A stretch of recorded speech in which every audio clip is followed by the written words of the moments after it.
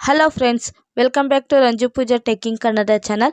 ಹೊಸ ಮನೆ ಕಟ್ಟೋರಿಗೆ ಸರ್ಕಾರದಿಂದ ಸಿಗ್ತಾ ಇದೆ 2.5 ಲಕ್ಷ ರೂಪಾಯಿ. ಅರ್ಜಿ ಸಲ್ಲಿಸೋದು ಹೇಗೆ? ಗೌರ್ಮೆಂಟ್ ಕಡೆಯಿಂದ ನಮಗೆ ಹಲವಾರು ಸೌಲಭ್ಯಗಳನ್ನ ಆಲ್ರೆಡಿ ಪಡ್ಕೊಂಡಿದ್ದೀವಿ. ಅದೇ ರೀತಿ ಈ ಯೋಜನೆಯೂ ಕೂಡ. ಈ ಯೋಜನೆ ಹೆಸರು ಏನು, ಈ ಯೋಜನೆಗೆ ಅರ್ಜಿ ಸಲ್ಲಿಸೋದು ಹೇಗೆ, ಮತ್ತು ಈ ಯೋಜನೆಗೆ ಅರ್ಜಿ ಸಲ್ಲಿಸಬೇಕು ಅಂತ ಅಂದರೆ ಏನೇನು ಡಾಕ್ಯುಮೆಂಟ್ ಬೇಕು ಅಂತೇಳಿ ನಾವು ಇವತ್ತಿನ ವಿಡಿಯೋದಲ್ಲಿ ನೋಡೋಣ. ಯಾರು ಕೂಡ ಸ್ಕಿಪ್ ಮಾಡಬೇಡಿ, ಕೊನೆ ತನಕ ವಿಡಿಯೋನ ನೋಡಿ. ಇದೇ ರೀತಿ ನಿಮ್ಗೆ ಇನ್ನೂ ಹೆಚ್ಚಿನ ಇನ್ಫಾರ್ಮೇಷನ್ ಬೇಕು ಅಂತ ಅಂದರೆ ನನ್ನ ವಿಡಿಯೋಗೆ ಒಂದು ಲೈಕ್ ಕೊಡಿ, ನಮ್ಮ ಚಾನಲ್ನ ಸಬ್ಸ್ಕ್ರೈಬ್ ಮಾಡ್ಕೊಳ್ಳಿ ಮತ್ತು ಸೈಡಲ್ಲಿರೋ ಬೆಲ್ ಐಕನ್ನ ಕ್ಲಿಕ್ ಮಾಡಿ. ದೇಶದಲ್ಲಿರೋ ಪ್ರತಿಯೊಬ್ಬರಿಗೂ ಕೂಡ ಅವ್ರದ್ದೇ ಆದಂತಹ ಸ್ವಂತ ಒಂದು ಮನೆ ಇರಬೇಕು ಅನ್ನೋದು ಈ ಪ್ರಧಾನಮಂತ್ರಿ ಮೋದಿಯವರ ಕನಸು. ಅದೇ ಕಾರಣಕ್ಕೋಸ್ಕರ ಇವರು 2015ರಲ್ಲಿ ಪ್ರಧಾನಮಂತ್ರಿ ಆವಾಸ್ ಯೋಜನೆನ ಜಾರಿಗೆ ತಂದರು.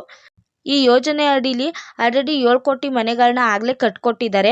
ಫೆಬ್ರವರಿ 1, 2024ರ ಮಧ್ಯಮ ಬಜೆಟ್ನ ಘೋಷಿಸಿದ ಕೇಂದ್ರ ವಿತ್ತ ಸಚಿವೆ ನಿರ್ಮಲಾ ಸೀತಾರಾಮನ್ ಅವರು ಈ ಪ್ರಧಾನಮಂತ್ರಿ ಆವಾಸ್ ಯೋಜನೆ ಬಗ್ಗೆ ಏನು ಮಾತಾಡಿದ್ದಾರೆ ಅಂತ ನೋಡೋದಾದರೆ, ಮುಂದಿನ 5 ವರ್ಷಗಳಲ್ಲಿ 2 ಕೋಟಿ ಮನೆಗಳನ್ನ ನಿರ್ಮಾಣ ಮಾಡಬೇಕು, ಈ ಯೋಜನೆ ಅಡಿಯಲ್ಲಿ ಮಾಡಬೇಕು ಅಂತೇಳಿ ಸರ್ಕಾರ ನಿರ್ಧರಿಸಿದೆ ಎಂದು ಹೇಳಿದ್ದಾರೆ.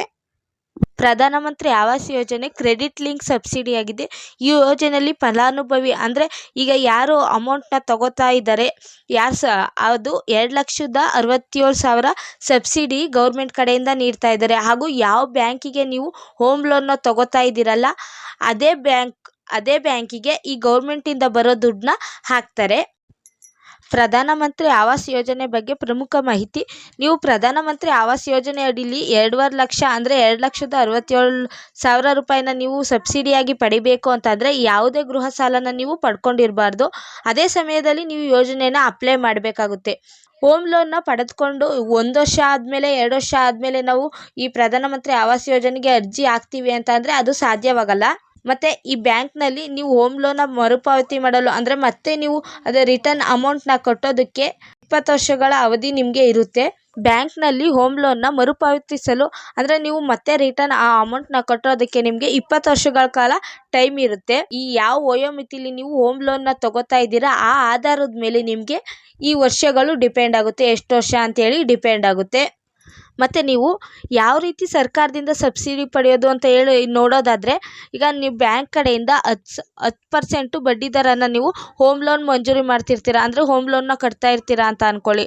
ಆಗ ಪ್ರಧಾನಮಂತ್ರಿ ಆವಾಸ್ ಯೋಜನೆ ಪ್ರಯೋಜನ ನೋಡೋದಾದರೆ ನಾವು EMI ಪಾವತಿ ಮಾಡ್ತಾ ಇರ್ತೀವಲ್ಲ, ಕಡಿಮೆ ದುಡ್ಡನ್ನ ನೀವು ಕಟ್ಕೋಬೇಕಾಗುತ್ತೆ. ಬ್ಯಾಂಕ್ ಕಡೆಯಿಂದ ನಮಗೆ 10% ಬಡ್ಡಿ ಇರುತ್ತಲ್ಲ, ಈ ಆವಾಸ್ ಯೋಜನೆ ನೀವು ಯೂಸ್ ಮಾಡಿಕೊಂಡು ಹೋಮ್ ಲೋನ್ನ ತೊಗೊಂಡ್ರೆ ನಿಮಗೆ ಎಷ್ಟು ಬಡ್ಡಿ ಬರುತ್ತೆ ಅಂತೇಳಿ ನೋಡೋಣ. EWS ಅಂದರೆ ಎಕನಾಮಿಕಲಿ ವೆಕ್ಕರ್ ಸೆಕ್ಷನ್, ಅಂದರೆ ಆರ್ಥಿಕವಾಗಿ ದುರ್ಬಲ ಆಗಿರ್ತಾರಲ್ಲ ಅವ್ರಿಗೆ 6.7% ಅಷ್ಟು ಬಡ್ಡಿ ದರ ಇರುತ್ತೆ.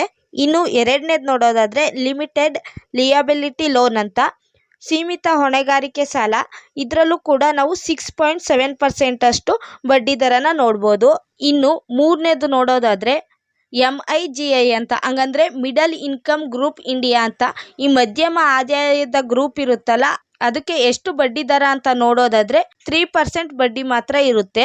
ಮತ್ತು ನೀವು ಈ ಆವಾಸ್ ಯೋಜನೆಗೆ ಅರ್ಜಿ ಸಲ್ಲಿಸಬೇಕಾದ್ರೆ ಏನೇನು ದಾಖಲೆ ಬೇಕು, ಏನೇನು ಡಾಕ್ಯುಮೆಂಟ್ ಬೇಕು ಅಂತ ನೋಡೋದಾದರೆ ಆಧಾರ್ ಕಾರ್ಡ್ ಬೇಕಾಗುತ್ತೆ, ಪಾನ್ ಕಾರ್ಡು, ಆದಾಯ ಪುರಾವೆ, ವಿಳಾಸದ ಪುರಾವೆ, ಮತ್ತು ಉದ್ಯೋಗ ಮಾಡ್ತಾ ಇರ್ತೀರಲ್ಲ ಅಲ್ಲಿ 6 ತಿಂಗಳು ನೀವು ಬ್ಯಾಂಕ್ ಸ್ಟೇಟ್ಮೆಂಟ್ನ ತಗೋಬೇಕು.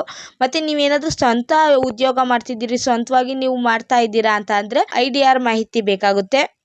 ಈ ಆವಾಸ್ ಯೋಜನೆಗೆ ಯಾರ್ಯಾರೆಲ್ಲ ಅರ್ಜಿ ಸಲ್ಲಿಸ್ಬೋದು ಅಂತ ನೋಡೋದಾದರೆ, ಆ ಕುಟುಂಬದ ಆದಾಯ 18 ಲಕ್ಷದ ರೂಪಾಯಿನ ಮೀರಿರಬಾರ್ದು, ಅದರೊಳಗಡೆ ಮಾತ್ರ ಇರಬೇಕು, ಪಕ್ಕಾ ಮನೆ ಆಗಿರಬೇಕು.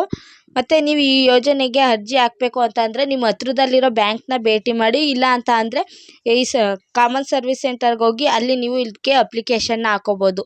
ನನ್ನ ಈ ಇನ್ಫಾರ್ಮೇಷನ್ ನಿಮ್ಗೆ ಏನಾದರೂ ಇಷ್ಟ ಆಗಿದರೆ ನನ್ನ ವಿಡಿಯೋನ ಲೈಕ್ ಮಾಡಿ, ನಮ್ಮ ಚಾನಲ್ನ ಸಬ್ಸ್ಕ್ರೈಬ್ ಮಾಡ್ಕೊಳ್ಳಿ ಮತ್ತು ಸೈಡಲ್ಲಿರೋ ಬೆಲ್ ಐಕನ್ನ ಕ್ಲಿಕ್ ಮಾಡಿ. Thank you.